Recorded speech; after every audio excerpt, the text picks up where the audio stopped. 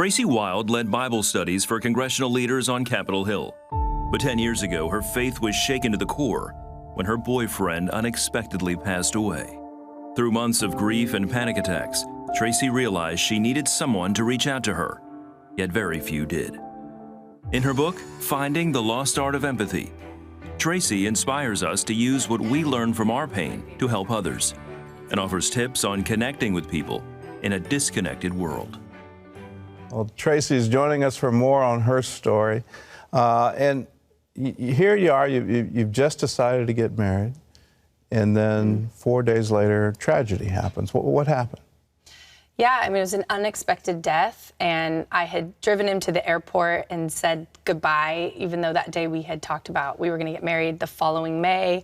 And so it should be the happiest day. I should be so excited. And then just a few days later, his life was taken shortly. And that was hard to wrestle with from every perspective, from a theological perspective, you know, as a girl who grew up in the church, understanding how, you know, I was a good girl. You know, I was following Jesus and thought I was doing relationships the right way. And then in a moment, everything should turn out right. Right, yeah.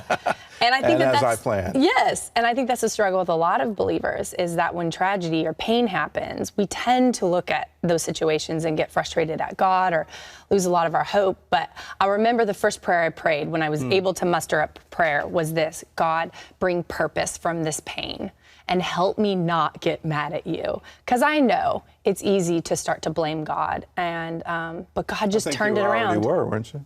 I think a little bit, If you're praying, help me not get mad, it might be an indication. Yeah, that I was on that track, for sure.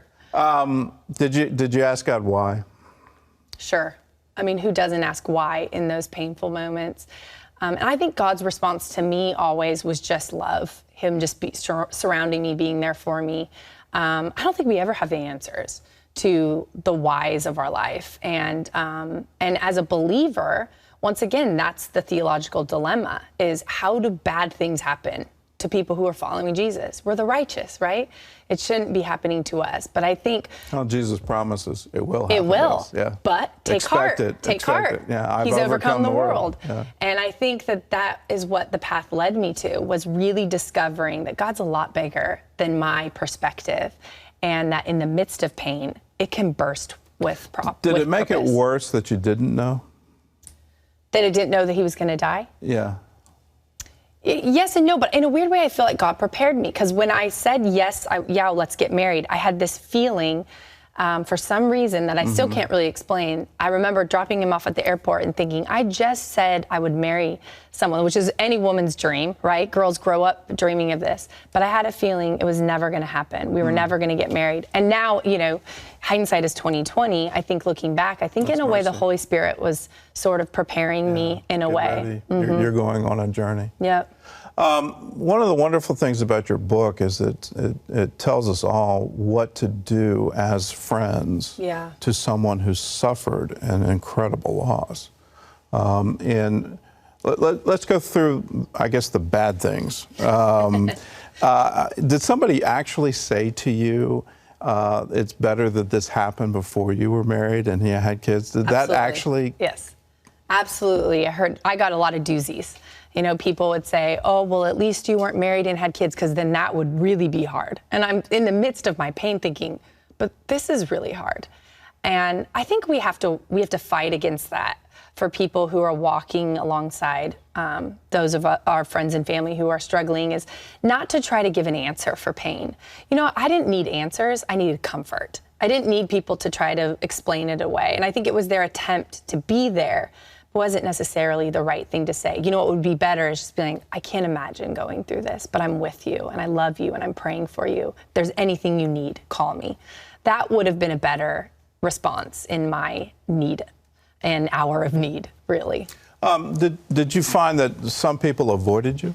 Yes, that was really hard. I think that was harder. In fact, I think people are afraid to say the wrong thing, so a lot of times they don't say anything, right? We've all been in that situation. It's an awkward situation.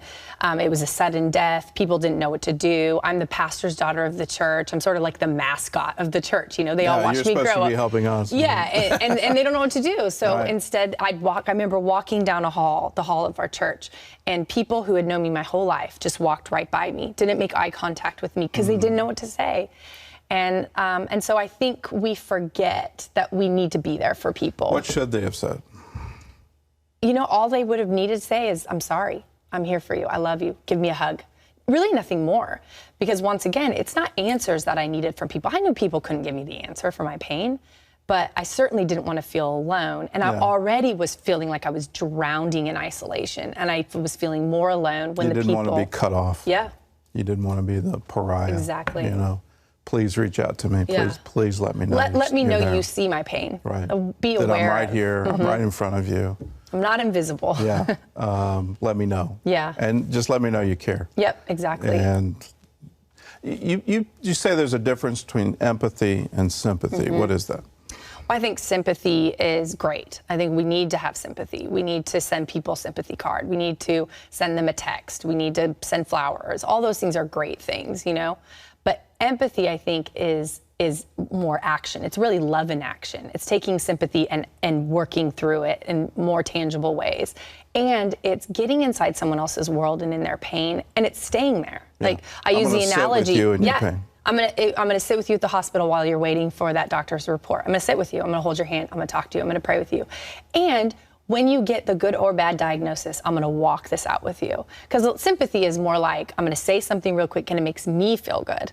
I feel good. It's like pat myself on the shoulder. I was kind to someone today. But empathy doesn't stop there. It keeps going. All right. Well, the book is called Finding the Lost Art of Empathy, and it's available in stores nationwide. And Tracy, thanks for the book. Thank you. That's good stuff.